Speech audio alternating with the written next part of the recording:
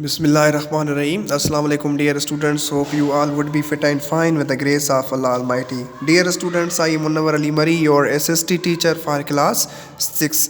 Dear students, in our previous lecture, we studied about the Persians and about their origins and their settlement in subcontinent. And so after the Persians, so we are going to study another topic which is Alexander and the Greeks, Alexander और जो यूनान.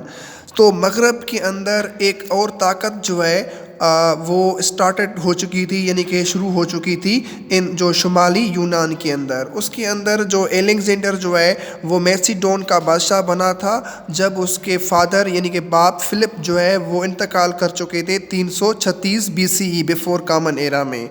तो he was only 20 years old. वो सिर्फ जो है उस वक्त 20 साल के अलेक्जेंडर थे जब इसका फादर वफात पा चुका था.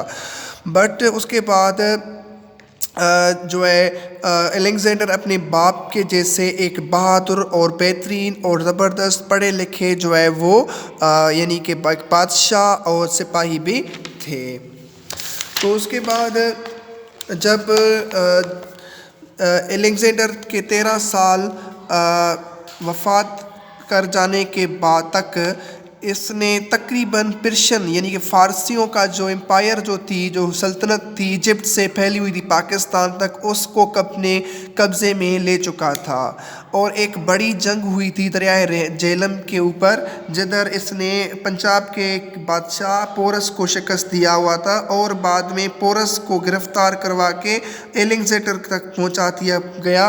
और जिसमें पोरस को जो है पोरस ने अलेक्जेंडर की बहादुरी को सराहा और बाद में उसको राजा पोरस को अलेक्जेंडर ने छोड़ दिया और उसकी जो सल्तनत उसको वापस कर दिया. और उसके ऊपर राजा पोरस ताजुब करना लगा.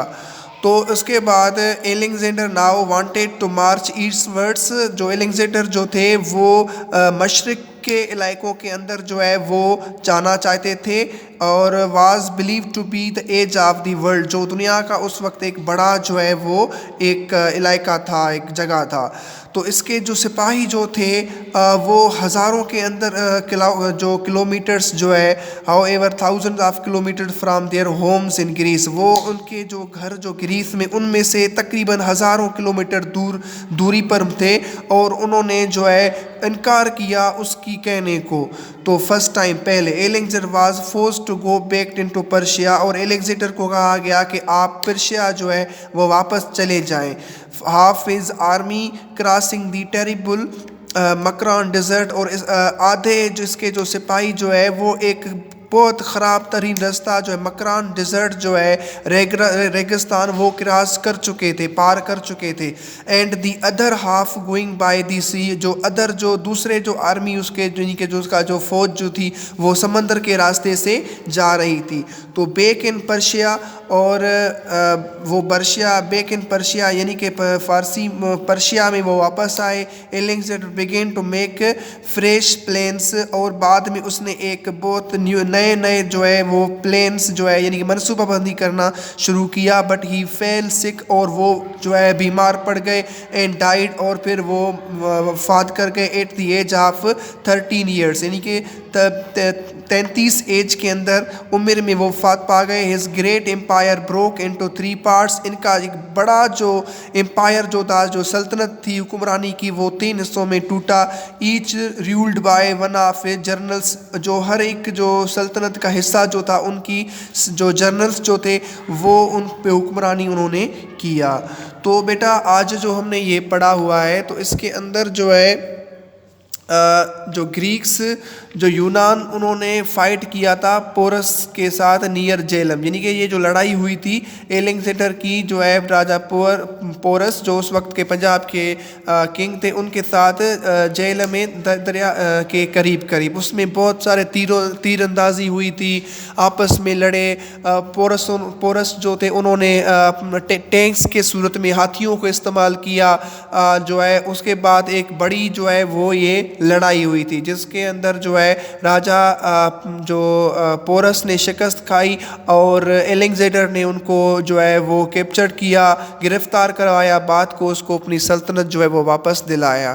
तो this was our last lecture of chapter number, हमारा जो चैप्टर नंबर ये था 17 का, दी आर्यंस का आखिरी हमारा जो है वो ये लेक्चर था। तो आपके लिए डायरी वर्क ये है कि आप जो है ये जो टॉपिक है हमारा यहाँ से एलेक्जेंडर दी ग्रेक्स यहाँ से लेकर जनरल्स तक, इसमें से सिर्फ 10 लाइनों में इम्पॉर्टेंट जो पॉइंट्स जो हैं वो नोट करके आप सेंड करेंगे ग्रुप में, ठीक है।